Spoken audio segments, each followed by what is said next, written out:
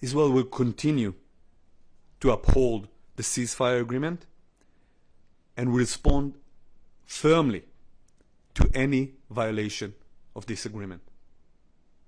Thank you. I will now take questions. Yes, please. You want to read? I think I don't need the microphone. I'm embarrassed enough.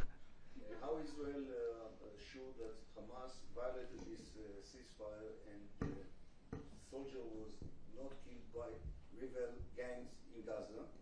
That's one. And does the ceasefire agreement allow for such a heavy-handed response? This goes far beyond responding to the limited threat.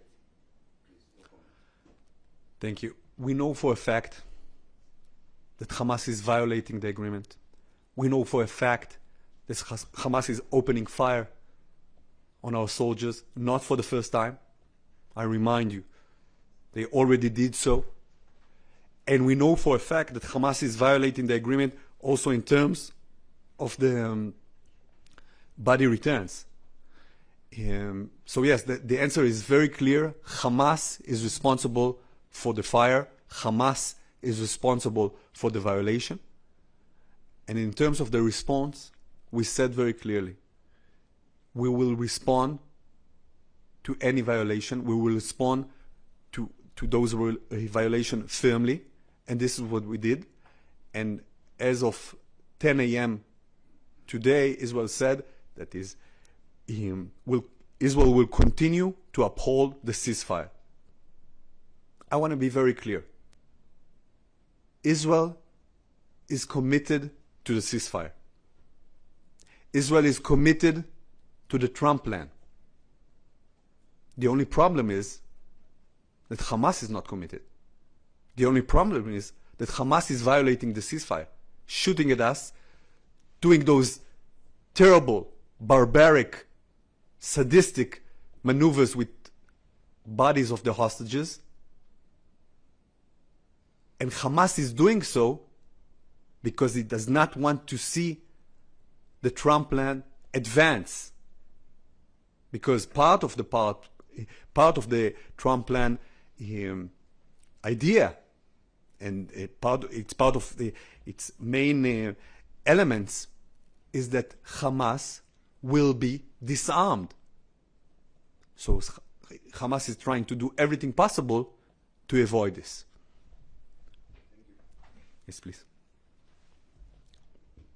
Thank you. Marie Finoshina, RT International. Oren, the IDF says that it targeted Hamas terror infrastructure in Gaza during its strikes. Now we hear from Gaza's health ministry, and these are the latest numbers, that around 100 Palestinians were killed in these strikes, including children. My question is, what was the concrete goals of these strikes, and was it achieved? And in your view, was the response proportionate? And do you have any specific information on who exactly was killed? Thank you. I think your question might be more accurate if you would start it. Now we hear from Hamas health authorities, because Gaza health authorities are Hamas health authorities, and those are notorious for their lies. We've seen time and again that you cannot trust any number, any information coming out of Gaza. You see that supposedly decent, neutral information that has to do with the return of bodies of hostages was manipulated. So we know for a fact that they are manipulating everything possible, and sometimes they are also being caught for that. Secondly, the IDF operates and directs its fire, aims only at terrorists. When it comes to the urban situation in Gaza, what is often the case is a syndrome that we all know all too well, which is called human shields. Hamas is using the population, exploiting the civilian population, and locating itself within civilian facilities. So this is part of the situation in Gaza. And Hamas is torturing the civilian population in Gaza not only by its location. They are doing so also directly. And I'm referring to executions that are being held in daylight in the streets of Gaza. Hamas terrorists are shooting people in the head, and no one says anything, and it's okay. So this is attests to the nature of Hamas and the way they conduct themselves, not only towards Israelis, but to civilians in Gaza itself. Thank you. Was the goal achieved? Sorry? Was the goal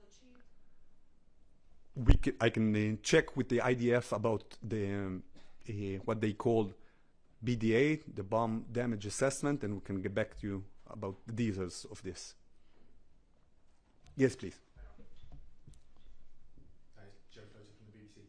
How much coordination was there with the United States before these strikes were launched, and were they happy with the assessment of the collateral damage, given that a lot of people died? Right. So I can refer to the coordination bit of your questions regarding the happiness. I think it's best to ask the Americans themselves how they feel. But yes, there was coordination. There was the Americans were informed about this activity, about this operation, and again, I would refer you to the Prime Minister's office regarding the exact sequence of the events, but I can tell you surely that they were informed.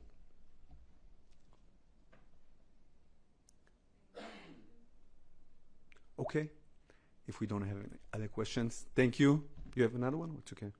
You're good? Is Israel taking her own decision in these cases, or only a green light? A very clear answer, and I think the Prime Minister referred to it. Israel is a sovereign country, and this is the most important thing that you need to keep in mind in this regard. Of course, we enjoy the closest relationship with our closest friend, which is the Americans, and this will continue to be the case. Thank you.